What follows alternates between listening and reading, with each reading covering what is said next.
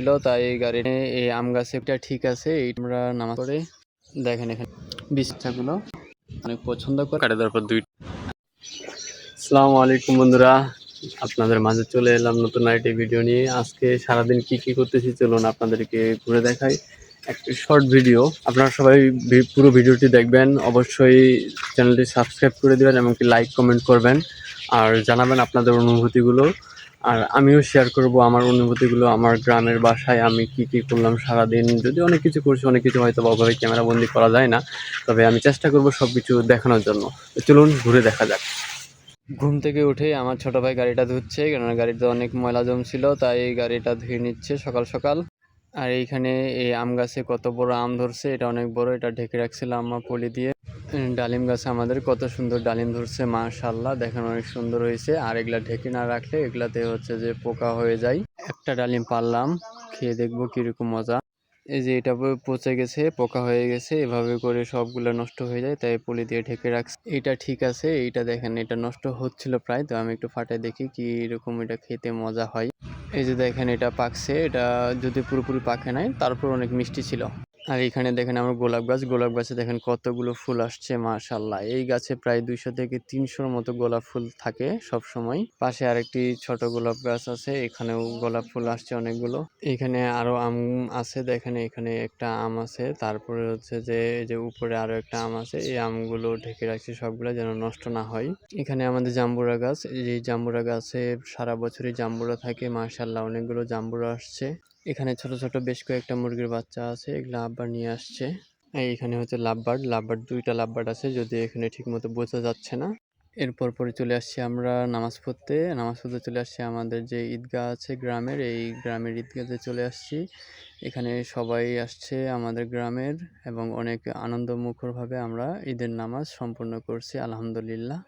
নামাজ শেষ করেই আমাদের গরু কুরবানি দিয়ে দিছি, আলহামদুলিল্লাহ সঠিকভাবে সম্পূর্ণ করতে পারছি। আল্লাহ যেন আমাদের এই কুরবানি কবুল করে। দেখেন এখানে কতগুলো লিচু আছে, তার সাথে এখানে নারিকেল আছে, নারিকেল অনেকগুলো আছে। আবার এইখানে দেখেন আম আছে, আবার ফ্রিজে পেঁপে আছে, কত কিছু খাওয়ার জিনিস। সবগুলো এখন খেয়ে দেখবো ইনশাআল্লাহ। হ্যাঁ, এই লিচুগুলো যে আছে, এই লিচুটা দেখেন কত সুন্দর, এটা খেতেও কিন্তু অনেক মিষ্টি, অনেক রসালো। বিসমিল্লাহ, এটা কিন্তু খেতে অনেক মিষ্টি এবং কি অনেক রসালো, এটা পুরোটাই শ্বাস। এটার যে বীজটা আছে এটা কিন্তু খুব ছোট, আমি আপনাদেরকে দেখাচ্ছি। এই যে দেখেন এটা যে বীজটা আছে কত ছোট। আর এইখানে হচ্ছে যে আমাদের কবুতর, এখানে 3টা কবুতর আছে, একটা চলে গেছে। আর এখানে দেখেন একটা বাচ্চা দিয়েছে, প্লাস সাথে এখানে কিন্তু ডিমও আছে। আমার ছোট ভাই হচ্ছে যে এটা নামাইলো বাচ্চাগুলো, দেখেন কত কিউট বাচ্চা। এরপরে আম খাওয়ার জন্য এই যে আম ছিলে এটা কেটে আমি খাইলাম, খেয়ে দেখলাম যে এটা অনেক মিষ্টি এবং কি রসালো, মাশাআল্লাহ। আর এখানে হচ্ছে একটা গরুর পা আছে, এই পাটা দিয়ে আমরা হালিম বানাবো ইনশাআল্লাহ।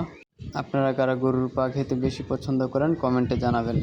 এইসব করতে করতে গরুর মাংস রান্না হয়ে গেছে, দেখেন কি সুন্দর দেখতে, কি মজা, গরুর মাংস খেতে সেই ভাল লাগে। যা টেস্ট ছিল না, সেই স্বাদ।